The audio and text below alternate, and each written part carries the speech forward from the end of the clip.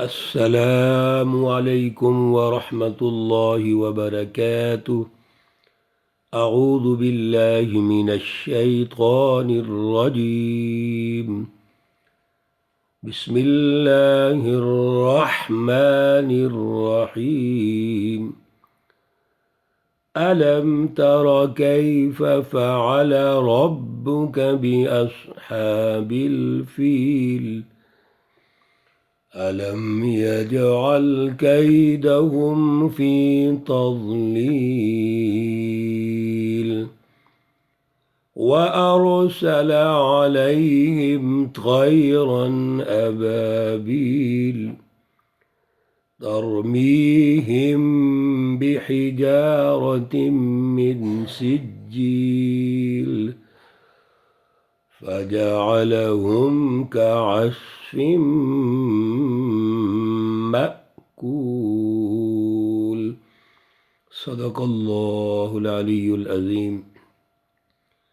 اللہم صلی علی سیدنا ومولانا محمد النبی الأمی وعلى آلہ واصحابہ وبارک وسلم وصلی علیہ۔ معزز سامعین و سامعات، سورۃ الفیل آیات مقدسہ 1 تا 5 ہیں۔ مکمل سورہ مقدسہ ہے،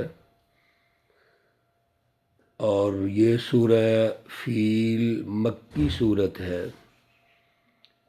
اللہ رب العزت اس سورہ مقدسہ کا فہم اور شعور عطا فرمائیں، اور عمل کی توفیق اور صلاحیت عطا فرمائیں۔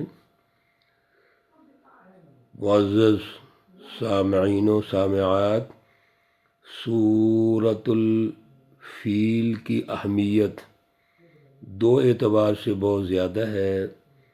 ایک تو اس میں ابھی انشاءاللہ العزیز ہم سمجھیں گے کہ اصحاب الفیل یعنی ہاتھی والوں کا تذکرہ ہے، اس کی بیک گراؤنڈ کیا ہے، اس پر ہلکی ہلکی بات چیت کریں گے، اور ان کا انجام کیا ہوا۔ سب سے پہلے یہ بات سمجھیے، مکۃ المکرمہ میں اللہ رب العزت کا جو گھر ہے، بیت اللہ الحرام، اللہ کا جو گھر ہے، وہ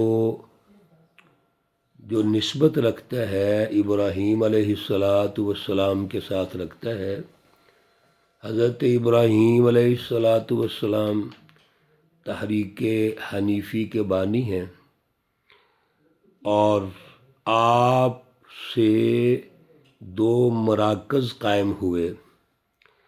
ایک مرکز وہ ہے جو فلسطین میں بیت المقدس کے عنوان سے قائم ہوا، دوسرا مرکز مکۃ المکرمہ میں جزیرۃ العرب میں بیت اللہ الحرام قائم ہوا۔ اتنی تفصیلات کا وقت تو نہیں ہے، لیکن یہ بنیادی باتیں سمجھنا ضروری ہیں۔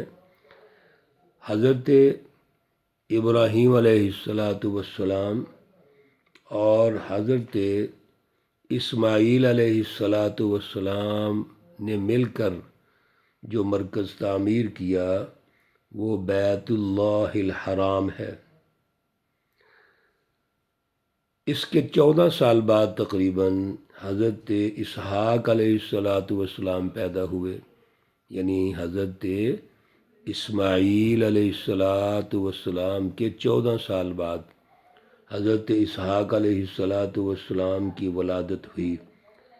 اب ان کے ساتھ جو اللہ کا مرکز آپ نے تعمیر کیا، حضرت اسحاق علیہ السلام کے ساتھ مل کر، وہ فلسطین میں بیت المقدس ہے۔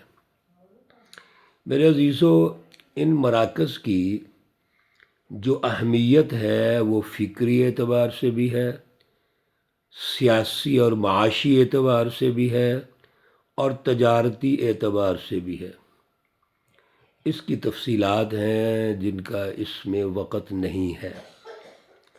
اب یہ جو اللہ کا گھر ہے بیت اللہ الحرام، یہ مکۃ المکرمہ میں موجود ہے، یہاں لوگ حج کے لیے آتے ہیں، عمرہ کرتے ہیں اور اللہ کے گھر میں آ کر اللہ کی عبادت کرتے ہیں، اس وقت کے حالات کے مطابق جو یہ واقعہ پیش آیا، اور اس واقعہ سے رسول اللہ صلی اللہ علیہ وسلم کی پیدائش بھی منسلک ہے۔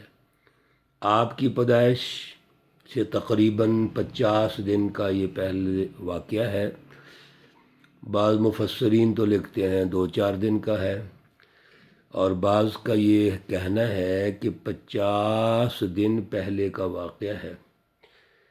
اس واقعہ میں، جس کو اصحاب الفیل کہتے ہیں، مختصر چند لائنوں میں عرض کر دیتے ہیں۔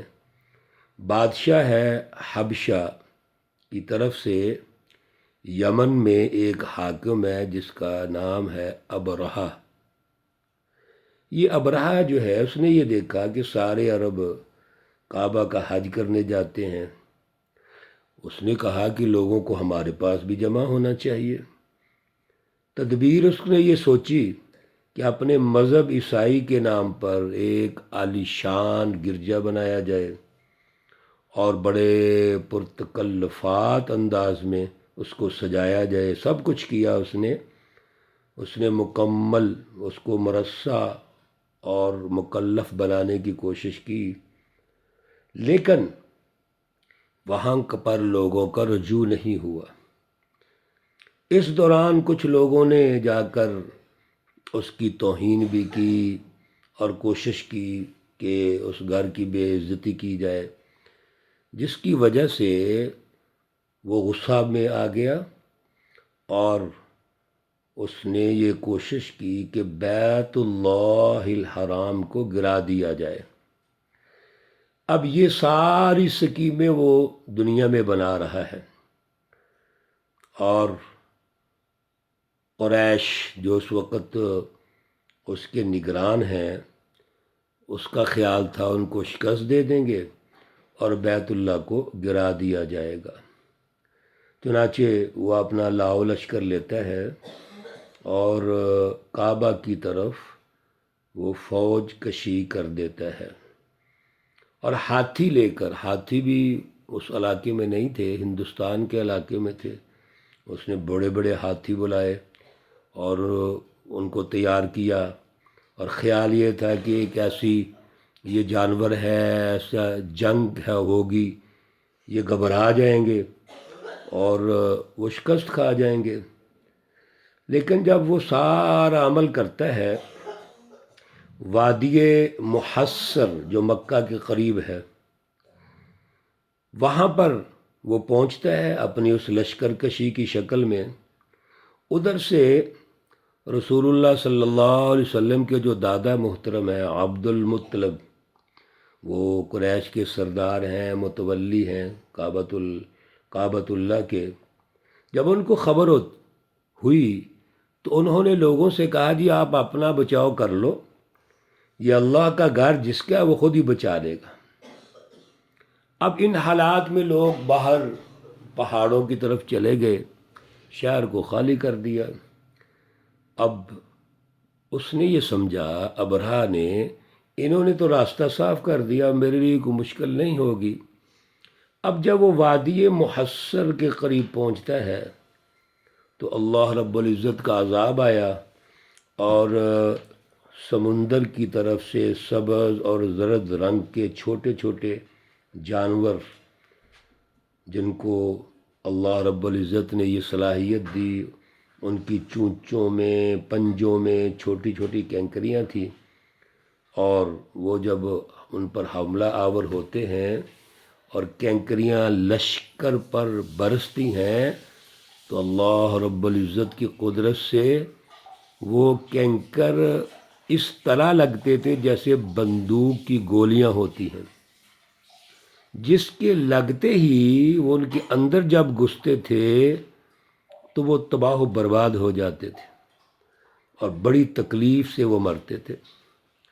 میرے عزیزو، اللہ رب العزت نے اس کی تفصیلات یہاں بتائی ہیں، اور رسول اللہ صلی اللہ علیہ وسلم کے لیے جو کہ آپ کی ولادت وہ چند دن پہلے ہوتی ہے، تو آپ کی اہمیت، اس کی خصوصیت، امتیازی خصوصیت، اور پھر اللہ رب العزت کے گھر کو وہ تباہ کرنا چاہتا ہے ابرہہ، لیکن اللہ نے اپنی قدرت سے جو اس کو محفوظ رکھا، تو یہاں سے واضح ہو گیا کہ یہ اللہ رب العزت کا گھر ہے، اور پھر یہ مرکز ہے فکر کا، سیاست کا، تجارت کا، معیشت کا۔ تو اللہ رب العزت فرماتے ہیں الم تر کیف فعل ربک، کیا آپ نے دیکھا نہیں کہ کیا کیا تیرے رب نے بے اصحاب الفیل، ہاتھی والوں کے ساتھ۔ علم یجعل کیدہم فی تضلیل، کیا ان کا جو مکر تھا، داؤ تھا، ان کی پلاننگ تھی، اس کو غلط نہیں کر دیا؟ اور غلط کیسے کیا؟